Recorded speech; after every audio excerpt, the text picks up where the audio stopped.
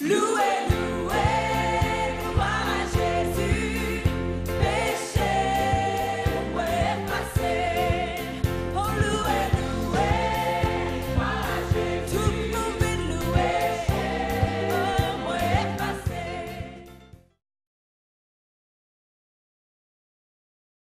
Bonjour et bienvenue à la troisième leçon, Explorons la parole de Dieu.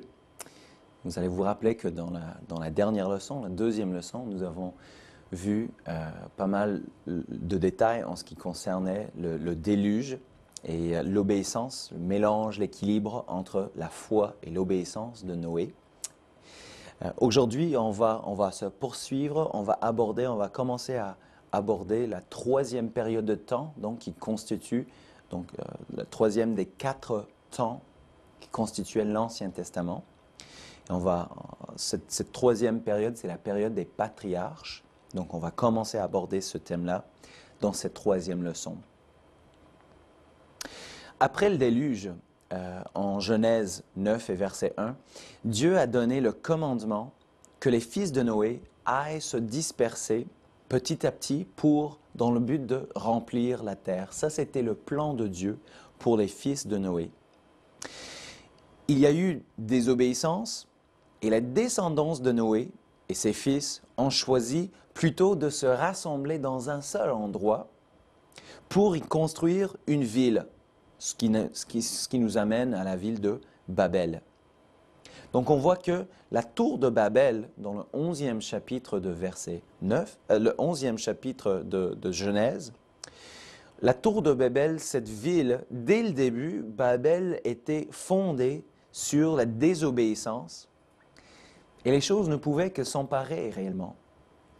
Le peuple était égocentrique.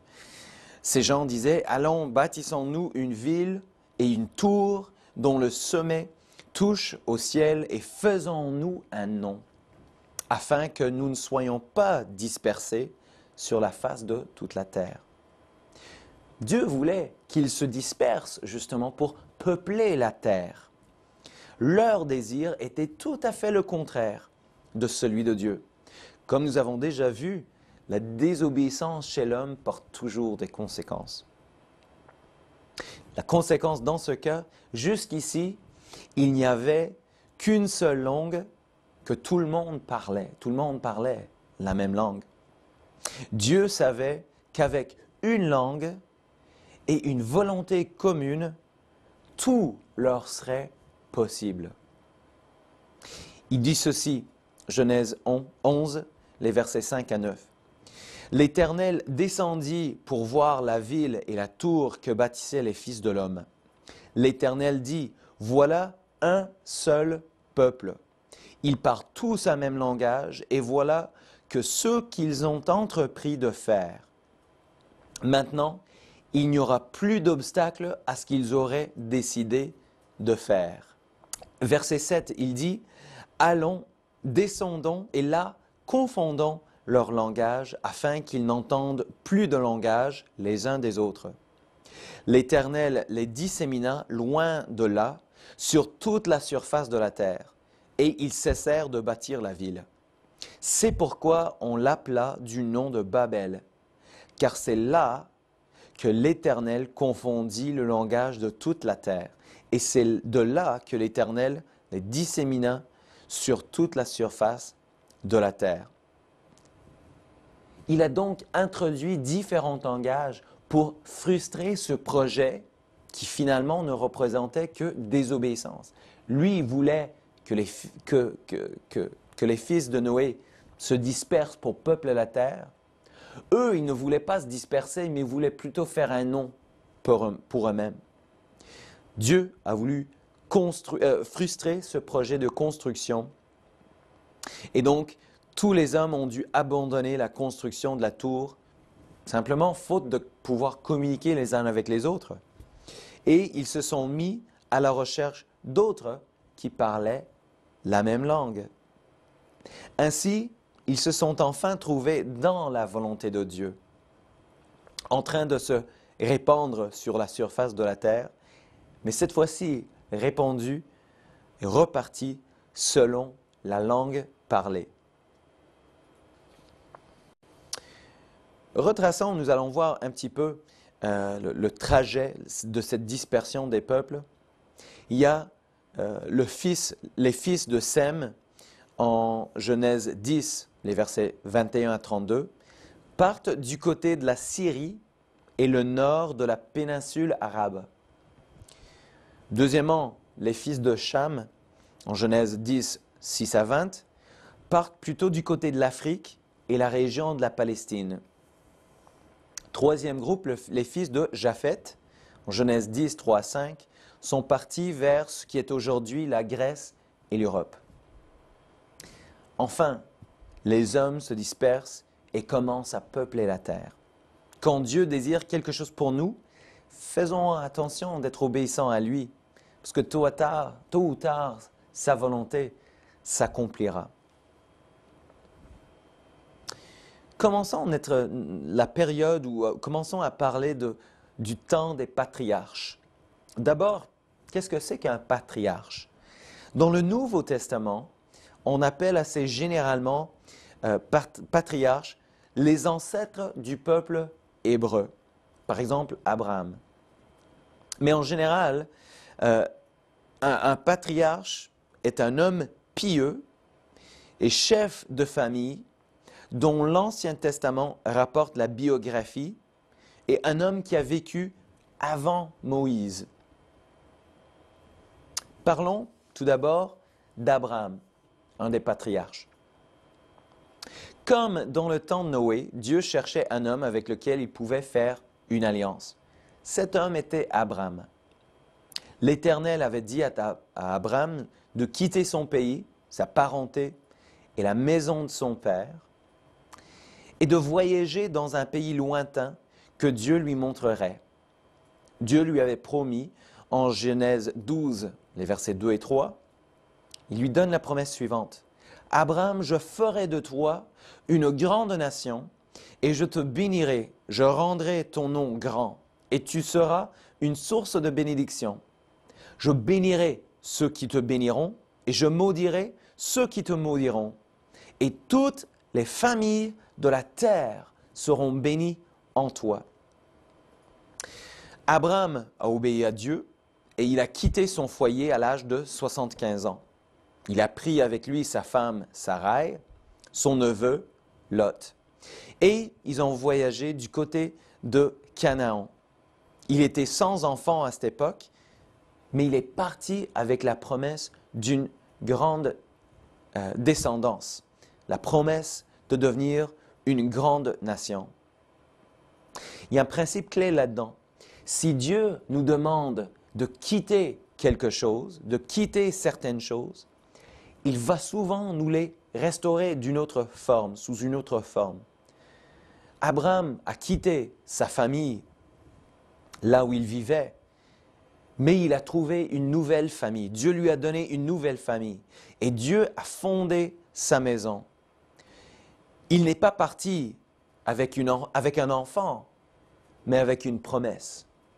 Et je vous encourage, si vous avez dû quitter quelque chose pour vous rendre où vous êtes actuellement, dans votre cheminement avec le Seigneur, s'il y a certains sacrifices que vous avez faits, certaines choses que vous avez dû quitter ou vous avez laissées derrière vous, et vous avez l'impression d'être un petit peu solitaire ou un petit peu désarmé ou démuni, sachez que Dieu va vous rendre beaucoup plus que ce que vous avez quitté. Ça, c'est une promesse, c'est un principe qui est établi dans la vie d'Abraham. Le monde d'aujourd'hui dit « Montre-moi d'abord et je croirai ». Mais Dieu opère en nous et nous demande d'agir par la foi. Abraham est parti avec une promesse. Il n'avait pas d'enfant, il n'avait pas encore vu la réalisation de la promesse. Mais il avait une promesse et il avait la foi. Encore une fois, il a agi en conséquence de sa foi. Ceci dit, à un moment donné, la foi d'Abraham a fait faille et avec sa femme, ils ont essayé de prendre leur situation en main et de régler la question de la descendance à leur façon. N'est-ce pas souvent comme ça chez les hommes parfois? Je dirais l'homme en grand terme général, Mais je dirais encore pire parfois chez les hommes, et nos époux, nos épouses vont nous dire ça souvent. Ah, vous les hommes, vous êtes tellement impatients, vous voulez toujours faire à votre façon. On perd patience et on essaie de régler les choses à notre façon de faire. Sarai, elle a suggéré à Abraham d'essayer d'avoir un enfant avec sa servante, et l'enfant qu'il eut avec elle s'appelait Ismaël.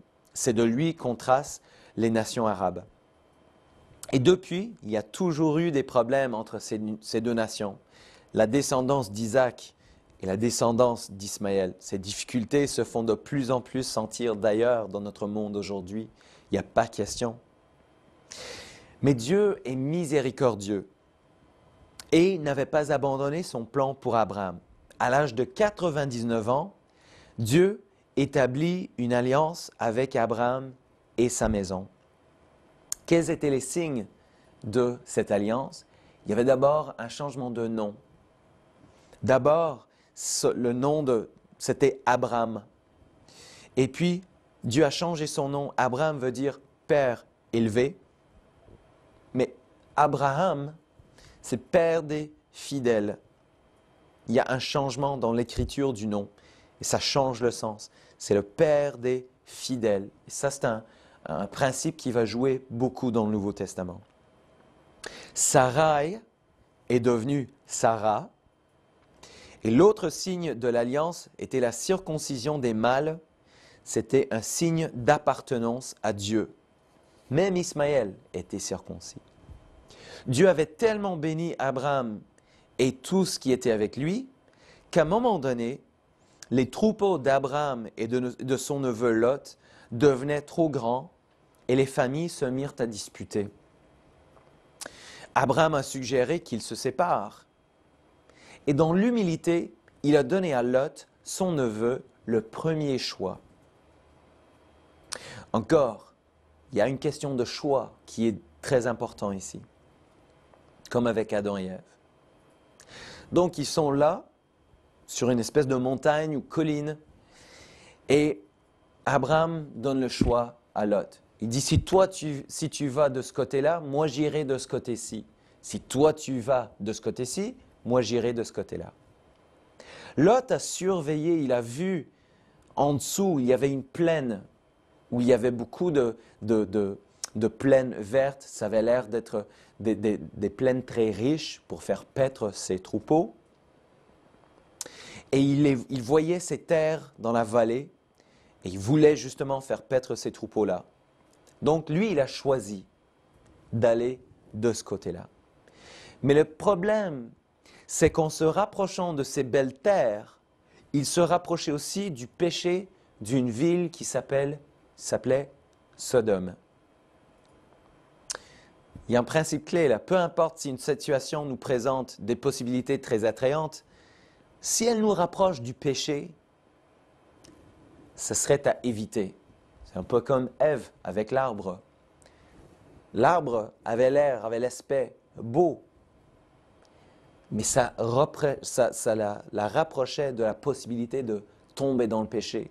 Donc c'était à éviter. Il vaut mieux éviter une situation qui présente de belles possibilités, il vaut mieux les éviter et ne favoriser que ceux qui encouragera sa relation avec Dieu. Donc Lot s'approche de la ville de Sodome. Il y a beaucoup de gens qui ont entendu parler des villes de Sodome et Gomorrhe. Le péché de ces villes était monté à Dieu, la Bible dit, comme une odeur répugnant. Genèse 18 dit qu'on ne pouvait même pas y trouver 10 personnes justes. À un moment donné, Dieu fait connaître à Abraham son plan, qu'il allait détruire les villes. Et Abraham, il commence à intercéder pour cette ville. Seigneur, si seulement je peux trouver X nombre de personnes justes, est-ce que tu épargnerais la ville? Mais il n'était même pas capable de trouver 10 personnes justes dans cette ville. Et à cause de cela, comme Dieu avait détruit la terre par le déluge, face à la désobéissance de l'homme au temps de Noé, Dieu allait détruire ces villes à cause de leurs péchés. Mais cette fois-ci, non par l'eau, mais par le feu et le soufre. Le jugement de Dieu sur Sodome et Gomorrhe nous sert d'avertissement. Dans le Nouveau Testament, 2 Pierre 2 et verset 6 dit ceci. « Il a condamné à la destruction et réduit en cendres les villes de Sodome et Gomorrhe, les donnant comme exemple aux impies à venir. » Mais des anges ont visité Lot. Lot, à ce moment-là, il habitait dans ces villes, parmi les gens de ces villes. Et Dieu avait envoyé des anges visiter Lot. Ces anges ont dû prendre par force Lot et sa famille pour les sortir de la ville. Et c'est important à voir que les prières d'Abraham n'avaient pas sauvé les villes, mais elles ont sauvé Lot, qui était béni d'avoir un oncle qui restait près de Dieu. Peut-être êtes-vous en train d'étudier la Bible parce qu'il y a quelqu'un dans votre famille, peut-être une grand-mère ou un grand-père ou un cousin ou quelqu'un dans votre famille qui prie. Peut-être il prie pour vous depuis très longtemps. Peut-être vous êtes conscient de cela. Et c'est peut-être pour ça que vous êtes là aujourd'hui. Peut-être vous ne le savez pas, mais il peut y avoir quelqu'un qui est en train de prier pour vous, et cela depuis longtemps. Et petit à petit, Dieu fait monter en vous ce désir, ce vouloir d'étudier la parole de Dieu. Merci Seigneur pour des gens dans notre famille, des gens parmi nos amis qui prient pour nous. Parce que les prières d'Abraham n'ont pas pu sauver les villes, mais elles ont sauvé Lot et ses 2 filles. Enfin, dans les temps désignés par Dieu, Sarah a conçu et elle a donné naissance à un fils. Abraham était donc maintenant père. Il avait 100 ans à l'époque et Abraham a donné le nom Isaac à son fils et a circoncis Isaac alors qu'il avait 8 jours. Encore une fois, la circoncision, c'était signe d'appartenance à Dieu. Abraham était tellement reconnaissant de ce que Dieu avait finalement réalisé, amené à fruition sa promesse, qu'il a appliqué le signe d'appartenance à son fils. Dieu avait gardé sa promesse, mais il n'avait pas encore fini d'éprouver la foi d'Abraham.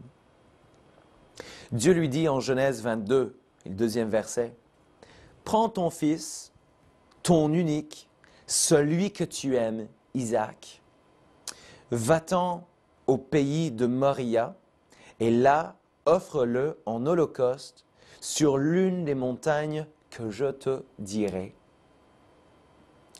Qu'est-ce que Dieu était en train de faire? Dieu lui avait promis un fils. La promesse avait pris longtemps avant de s'accomplir. Et maintenant, Dieu lui avait ordonné de l'offrir en sacrifice, son fils. Mais Abraham a couplé sa foi et son obéissance. Abraham savait qu'Isaac était le fils promis que Dieu lui avait donné. Abraham savait que par Isaac, Dieu lui susciterait une grande descendance, telle qu'il avait promis. Et donc Abraham croyait que même s'il devait offrir Isaac comme sacrifice, si la descendance allait venir par Isaac, comme Dieu l'avait promis, soit Dieu allait fournir un autre moyen, soit, même s'il avait sacrifié, Dieu allait pouvoir le ressusciter de la mort. Mais Dieu était capable de faire n'importe quoi pour garder sa parole. Hébreux 11, les versets 17 à 19 disent « C'est par la foi qu'Abraham offrit Isaac, lorsqu'il fut mis à l'épreuve, et qu'il offrit son fils unique, lui avait reçu les promesses, et à qui il avait été dit en Isaac sera nommée pour toi une postérité. Il pensait que Dieu était puissant, même pour ressusciter les morts. Aussi le recouvra-t-il par une sorte de résurrection. Revenons en Genèse, dans l'histoire même, Genèse 22, verset 3. Abraham se leva de bon matin, il sella son âne et prit avec lui 2 serviteurs et son fils Isaac. Il fendit du bois pour l'holocauste, pour l'offrande, et il partit pour aller au lieu que Dieu lui avait dit. 3e jour de son trajet, Abraham dit à ses serviteurs de rester là, pendant que Isaac et lui allaient plus loin pour adorer Dieu. On y voit le témoignage de sa foi, parce que dans le verset 5 de Genèse 22, il dit « Restez ici avec l'âne. Moi et le jeune homme, nous irons jusque-là pour adorer, et nous reviendrons auprès de vous. » Il savait, ou il avait la promesse, il avait la foi qu'il n'allait pas revenir seul. Il dit, nous reviendrons, moi et Isaac, nous reviendrons auprès de vous. Cependant, en chemin, Isaac avait remarqué qu'ils avaient tout, sauf l'Holocauste. Dans le verset 7, il dit, « Mon père !» Et il répondit, « Me voici mon fils. » Isaac reprit, « Voici le feu et le bois. Mais où est l'agneau pour l'Holocauste ?» Abraham lui répondit de manière prophétique en verset 8, « Mon fils, Dieu se pourvoira lui-même de l'agneau pour l'Holocauste. » Remarquez ce qu'Abraham dit, « Mon fils, Dieu se pourvoira lui-même de l'agneau pour l'Holocauste. » Après avoir préparé l'autel, Abraham a lié son fils et a pris le couteau pour l'égorger, comme il ferait avec un sacrifice d'un agneau. Mais un ange de l'Éternel est apparu et lui a dit, verset 12, « Abraham, n'avance pas ta main sur l'enfant et ne lui fais rien, car je sais maintenant que tu crains Dieu et que tu ne m'as pas refusé ton fils, ton unique. » Abraham leva les yeux et a vu derrière lui un bélier pris dans un buisson. Dieu avait pourvu un holocauste. Pourquoi est-ce que je dis que la réponse d'Isaac, sa réponse à Isaac était prophétique? Plusieurs années plus tard, Jésus-Christ, Dieu manifesté en chair, est venu lui-même comme agneau de Dieu pour enlever les péchés du monde. Ça, c'est en Jean 1, 29. Abraham pouvait passer à travers un moment difficile parce qu'au lieu de regarder les circonstances et les prendre au premier degré, il fixait le regard et les pensées sur ce qu'il y avait d'éternel, les promesses de Dieu. Qu'est-ce que Dieu lui avait dit? Qu'est-ce que Dieu lui avait promis? Le plan et la promesse de Dieu reste quelque chose sur lequel nous pouvons nous accrocher et accrocher notre espoir, même dans les mauvaises circonstances. Quand l'orage vient dans notre vie, la foi donne le calme et éventuellement la victoire. Fixez-vous les yeux sur le ferme rocher, Jésus-Christ.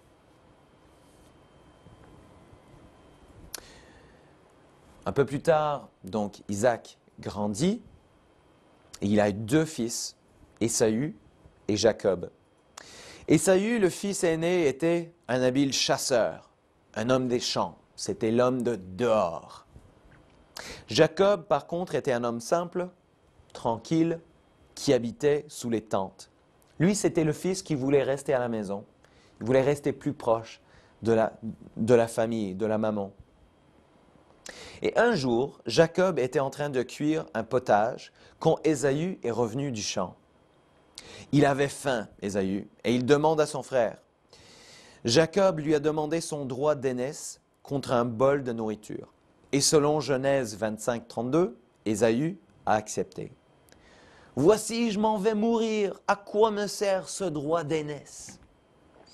Le droit d'aînesse, par contre, était le privilège accordé au fils aîné.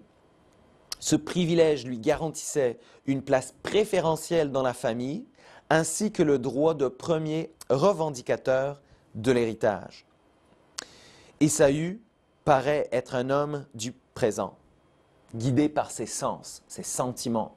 C'est un homme du maintenant. Quand il avait faim, satisfaire à sa faim était la chose la plus importante. Tandis que Jacob avait soif des choses plus importantes, lui. Parce que lui, il a demandé le droit d'aînesse. Ésaü venait d'échanger une des plus importantes bénédictions qu'il aurait pu avoir contre quelque chose qui allait lui satisfaire pendant 1 heure ou 2, un bol de potage. Il a échangé l'éternel contre le temporaire. Il avait le choix. Selon 2 Corinthiens dans le Nouveau Testament, 2 Corinthiens 4, 18, nous aussi avons parfois à choisir entre les choses visibles et les choses invisibles, les choses temporaires et les choses éternelles. Je vous encourage, chers amis, vous êtes déjà en train d'étudier la parole de Dieu. Vous allez vous trouver devant certains choix.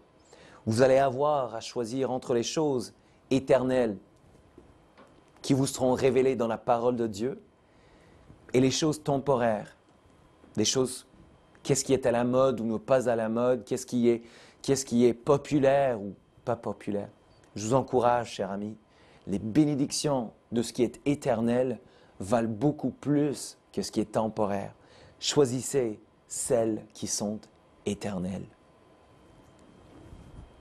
Jacob, maintenant, avait le droit d'aînesse.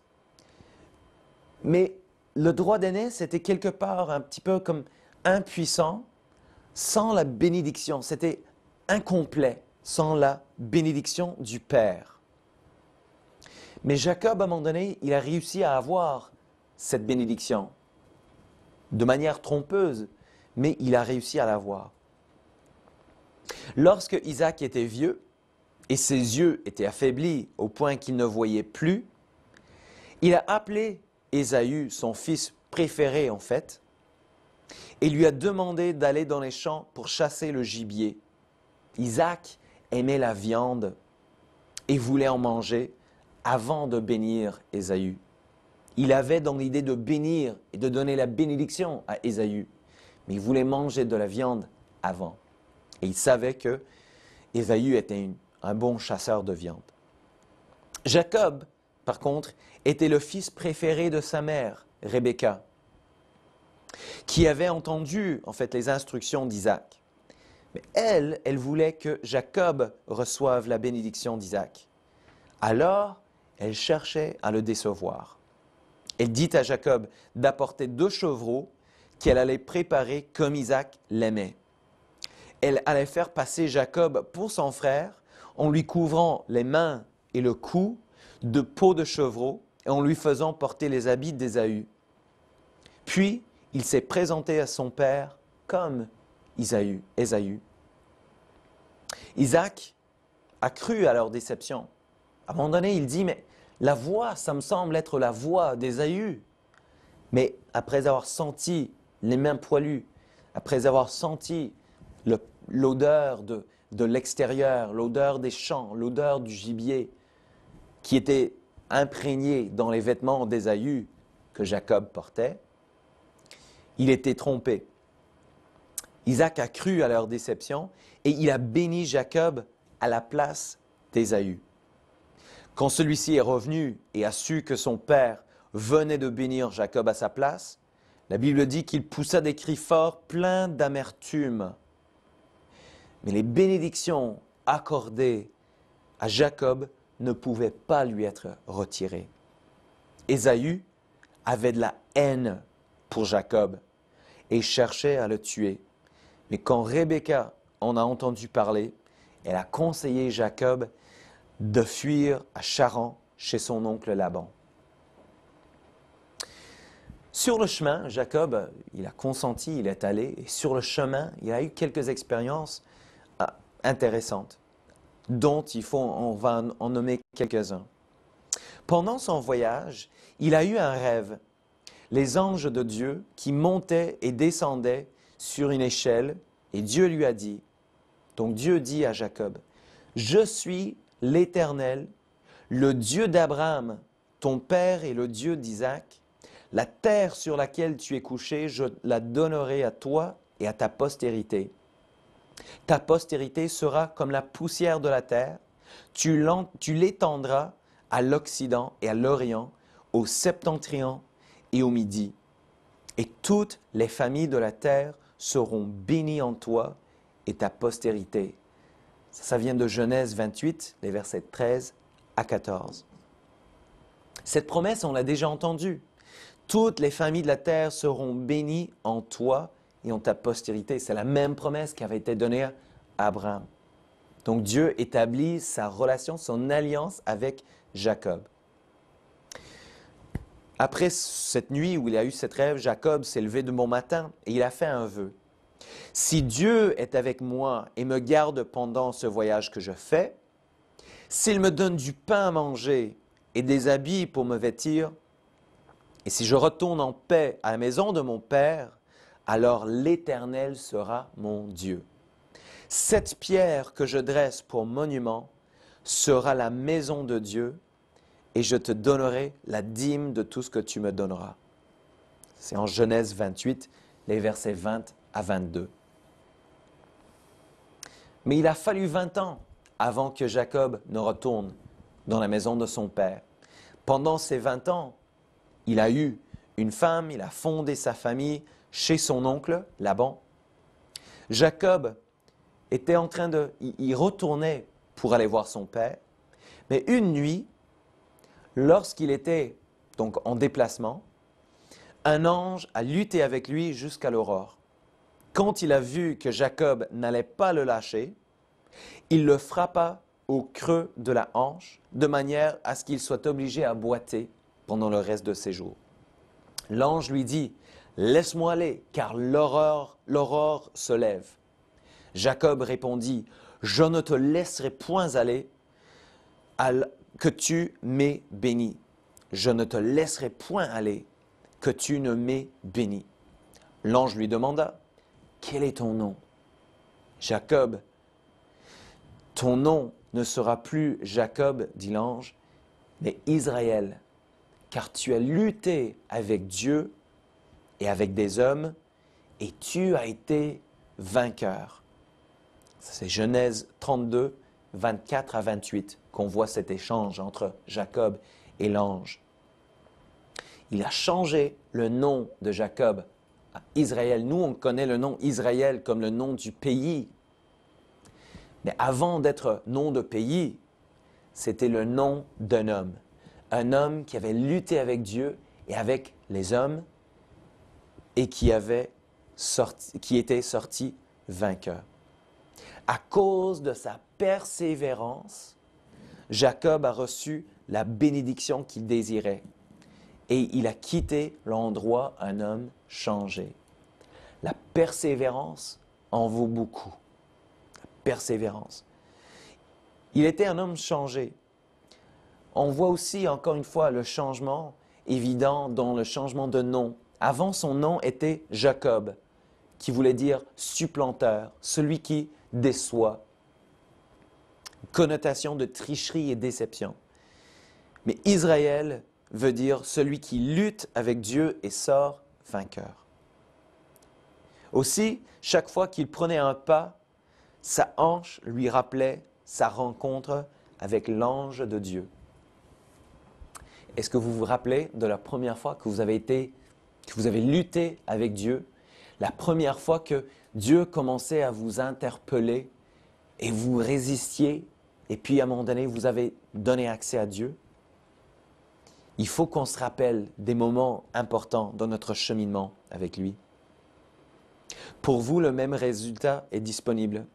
Si vous cherchez ce qu'il y a de meilleur, cherchez avec persévérance et vous quitterez sa présence une personne changée. Allons plus loin dans la lignée. Allons voir la personne de Joseph. Jacob, qui est nommé maintenant Israël, a eu 12 fils. On le voit en Genèse 35, les versets 22 à 26. L'un de ses fils était Joseph. Il était choisi par Dieu pour préserver la famille de Jacob. Ça, on le voit en Genèse 45, verset 5. Joseph était très sensible à Dieu et il avait un caractère moral élevé. Comme son père l'aimait plus que les autres, ses frères sont devenus jaloux de lui. Et ça s'est empiré quand il avait rêvé que ses frères, sa mère, son père, à un moment donné dans ce rêve, sa famille entière se prosternait devant lui. Donc ses frères sont devenus de plus en plus jaloux de lui. Et un jour, Jacob avait envoyé Joseph voir ses frères. Et ses frères l'ont saisi, ils ont profité de l'occasion pour se débarrasser de leur frère Joseph. Ils l'ont vendu aux marchands madianites au prix de 20 pièces d'argent seulement. Ceux-ci l'ont emmené en Égypte, où ils l'ont vendu à Potiphar, un officier de Pharaon et capitaine de la garde. Pour cacher leur faute, les frères de Joseph ont tué un bouc et ont trempé la tunique de Joseph dans le but de tromper leur père, disant qu'un bête sauvage l'avait tué. Jacob, il a refusé toute consolation, tellement il aimait son fils Joseph. Et il a pleuré pour son fils. Genèse 37, 31 nous donne un peu des détails sur cet événement. Joseph était un homme de Dieu consciencieux. Il a fait de son mieux comme serviteur de Potiphar et on aurait pu lui donner raison d'être rancunier et maussade tous les jours de sa vie, mais à la place, il servait son maître avec assiduité. Potiphar a vu que Dieu était avec lui. Les mauvaises circonstances qui entouraient Joseph n'ont pas imprégné cet homme d'une nature négative. Il a su monter au-dessus des circonstances de sa vie pour laisser agir Dieu en lui. Et le monde a vu Dieu agir en lui. Potiphar a vu que Dieu était avec lui et tout ce que Joseph entreprenait prospérait. Finalement, Potiphar établit Joseph sur tout ce qu'il possédait. Et la femme de Potiphar cherchait à s'approcher un peu trop de Joseph. Elle voulait un peu plus qu'une femme de maître n'aurait dû chercher chez lui, chez un serviteur. Et après avoir repoussé la femme de Potiphar, Joseph l'a repoussée. Il ne voulait rien savoir. Il voulait rester fidèle à son maître. Et après l'avoir repoussé, la femme de Potiphar a porté une fausse accusation contre lui, suite à quoi Potiphar a mis Joseph en prison avec d'autres prisonniers du roi. Mais même en prison, Joseph tenait une bonne attitude et cherchait toujours l'occasion de servir Dieu. Le chef de la prison même avait donné un peu d'autorité à Joseph. Il a établi sur d'autres prisonniers. Deux autres prisonniers, des serviteurs de Pharaon, étaient présents avec lui. Il y avait le chef des échansons du roi et le chef des panetiers. Chacun d'entre eux avait eu un rêve dont Joseph a pu leur donner l'interprétation. Ça servit quelque temps plus tard, quand à un moment donné, Pharaon lui-même a eu un songe que personne ne pouvait interpréter. Le chef des échansons se souvint de Joseph et Pharaon l'appela. Avec l'aide de Dieu, Joseph a pu lui en donner la signification. L'Égypte allait connaître 7 ans d'abondance, suivis de 7 ans de famine. Pharaon a établi Joseph au-dessus de son royaume et a confié à cet Hébreu, âgé de 30 ans seulement, la responsabilité de préparer la nation à ses années d'abondance et à ses années de famine. On voit un petit peu cet échange en Genèse 41. Lorsque la famine est venue, la famine ne touchait non seulement l'Égypte, mais aussi Canaan, où demeurait Jacob et sa famille. Celui-ci a envoyé ses fils chercher de la nourriture en Égypte et ils ont eu affaire avec Joseph. Mais sur le moment même, ils ne savaient pas que c'était leur frère. Sans savoir à qui ils avaient affaire, ses frères se sont prosternés devant lui. Ils ont ainsi accompli la réalisation du rêve de Joseph. Le rêve qui était au départ, au début, à l'origine de cette haine entre les frères de Joseph et lui-même, finalement s'est produit lorsque ses frères sont venus devant ce serviteur de Pharaon chercher de la nourriture. Quelle est la réponse de Joseph face à sa famille? Genèse 45, verset 5 dit « Ne vous affligez pas et ne soyez pas fâchés de m'avoir vendu pour être conduit ici, car c'est pour vous sauver la vie que Dieu m'a envoyé devant vous. » Éventuellement, toute la famille s'est retrouvée en Égypte sous la protection de Joseph. Bien avant la rédaction du Nouveau Testament, Joseph avait appris une des leçons les plus importantes que nous puissions apprendre en tant que chrétiens. On le voit en Romains 8, 28. Nous savons que toute chose concourt au bien de ceux qui aiment Dieu, de ceux qui sont appelés selon son dessein. Revenons à notre histoire en Genèse 50, verset 20. Il a dit plus tard, Joseph, « Vous avez médité de me faire du mal, mais Dieu l'a changé en bien, pour accomplir ce qui arrive aujourd'hui, pour sauver la vie à un peuple nombreux. » Sachez qu'il y a deux autres leçons à apprendre ici. Les circonstances dans la vie ne sont pas plus fortes que nous. Vous pouvez être plus fort que les circonstances de la vie. Joseph, il a maintenu une bonne attitude positive parce qu'il avait confiance en Dieu. Cette confiance peut vous permettre de survivre dans les jours difficiles. Deuxième chose, c'est que selon l'exemple de Joseph, dans ce verset Romains 8, 28, nous savons que toute chose concourt au bien de ceux qui aiment Dieu, qui sont appelés selon son dessein. Après la mort de Joseph, il s'éleva sur l'Égypte un nouveau roi qui n'avait point connu Joseph, un nouveau pharaon qui ne connaissait pas Joseph, ni vraiment son histoire. Et ça c'était après des générations. Et ce pharaon avait peur des Israélites parce qu'ils étaient nombreux et forts. Il les tenait en esclavage, mais plus les Égyptiens accablaient les Israélites, plus leur nombre croissait. Dieu les préparait pour le grand exode d'Égypte et le retour à leur terre promise, Canaan. Ainsi, nous venons, dans notre troisième leçon, nous venons de faire un survol de la descendance d'Abraham, Isaac, Jacob et Joseph, les patriarches qui nous rapprochent de Moïse. Nous sommes toujours dans la troisième période de temps de l'Ancien Testament, la période des patriarches. On va terminer avec cela. Je vous invite à revenir pour la quatrième leçon. Encore une fois, je vous dis merci de prendre du temps pour étudier la parole de Dieu. Que Dieu vous bénisse dans votre recherche pendant que nous explorons la parole de Dieu. Merci. Louez, louez.